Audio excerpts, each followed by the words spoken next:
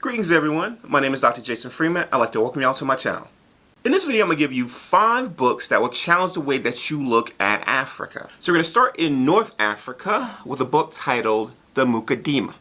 The Magudima was written in the 14th century by a Muslim scholar named Ibn Khaldun. Khaldun was born in Tunis, the largest city in Tunisia. He lived throughout North Africa as well as Muslim-occupied Spain, and he died in Cairo, Egypt at the age of 74.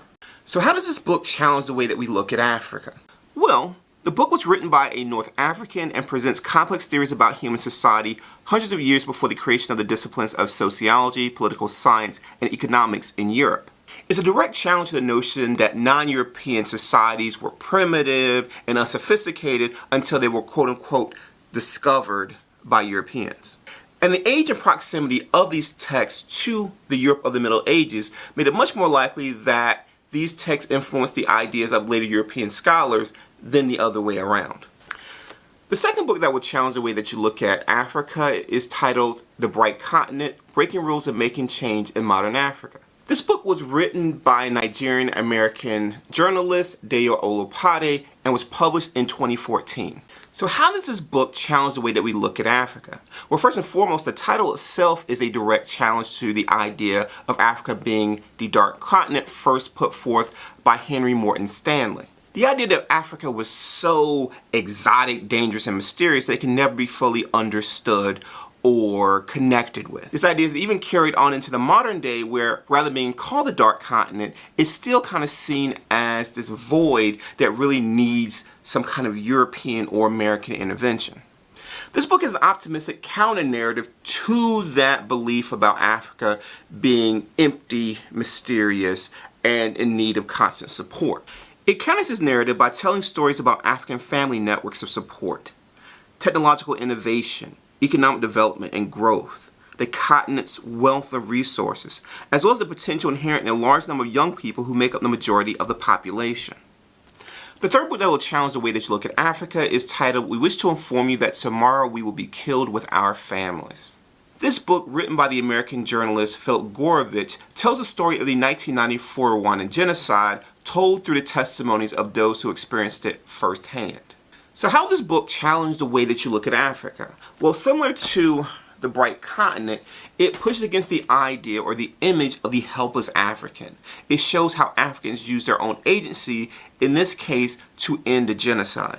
Specifically, it tells the story of how the Rwandan Patriotic Front, which was an organization of Tutsis who were refugees in Uganda, went into Rwanda after European militaries had abandoned the country to stop the Hutu massacre of Tutsis. It talks about the historical forces, specifically how colonization led to a lot of the tensions that ultimately spilled over and created the genocide, as well as the efforts to reconcile the parties, specifically Hutus and Tutsis, and try to move forward as a stable nation. Now, some of this actually was led by the current president, Paul Kagame, who was a member of the RPF, the Rwandan Patriotic Front, at the time. The fourth book that would challenge the way you look at Africa is titled The African Origin of Civilization by African historian Sheikh Anta Diop.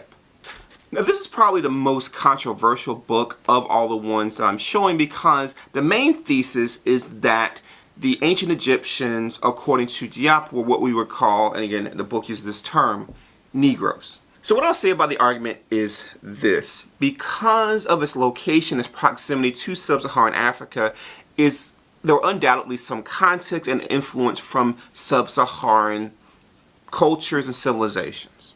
That being said, where Egypt is located is pretty much of a cultural crossroads. You have the Nile bringing people from sub-Saharan Africa, as well as the Mediterranean connecting a wide variety of peoples to Egypt.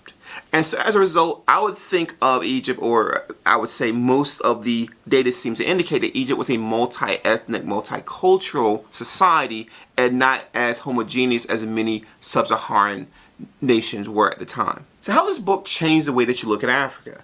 Well, mainly when it was published in 1974, most Western history books had a decidedly Eurocentric bias. The book does a great job of systematically dismantling that bias or dismantling that view that only European powers had civilization, only European powers made significant inroads in things like architecture and scientific knowledge.